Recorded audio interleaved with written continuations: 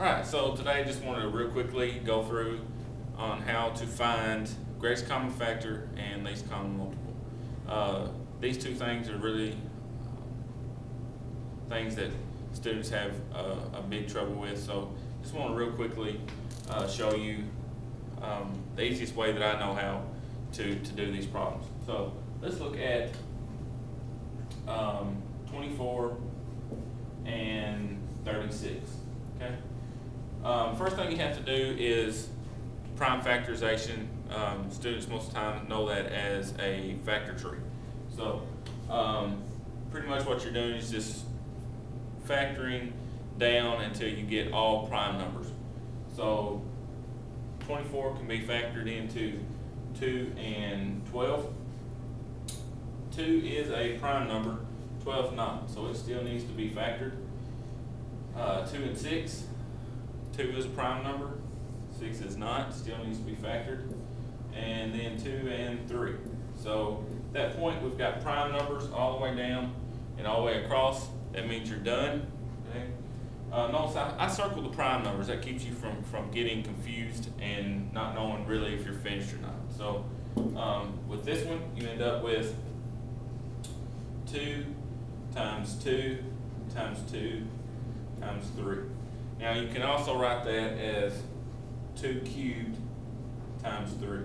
But for the way that I'm showing how to do this, it's going to be much easier to just keep it like this. Okay. Factor out 36 real quick. 3 and 12. 3 is prime, 12 is not. 2 and 6.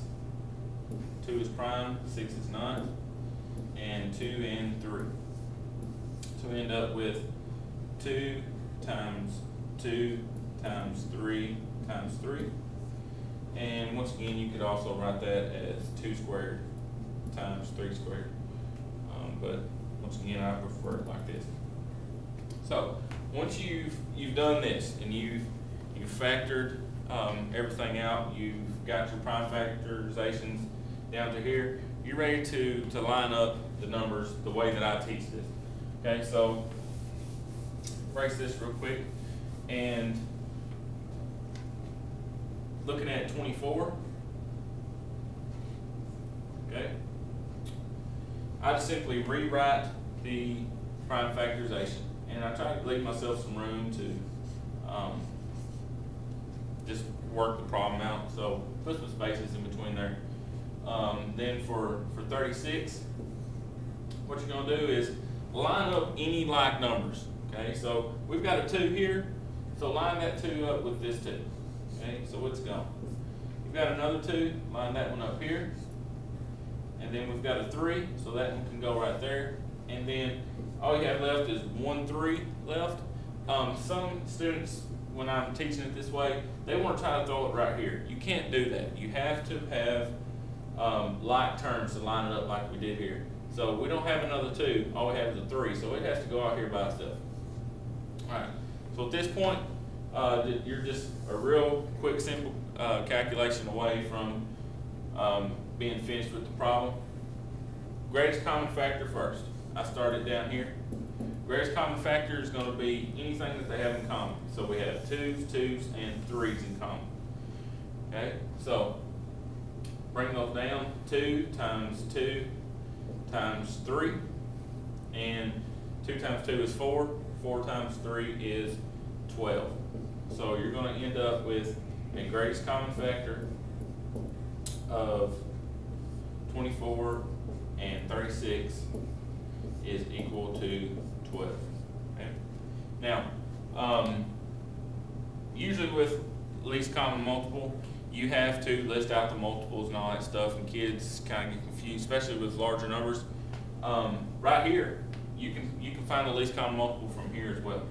So I like to go above just to make sure no one gets confused or anything. And what you're going to do is take one from each column, every single column. So we've got the first column has 2s, second column has 2s, third column has 2s, fourth is 3s, and the last one is 3s as well.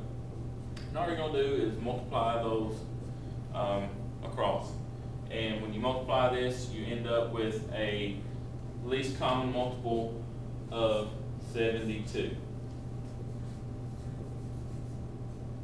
Okay, so just real simple, quick explanation of how to find greatest common multiple, greatest common factor, and least common multiple. I hope this helps everybody out.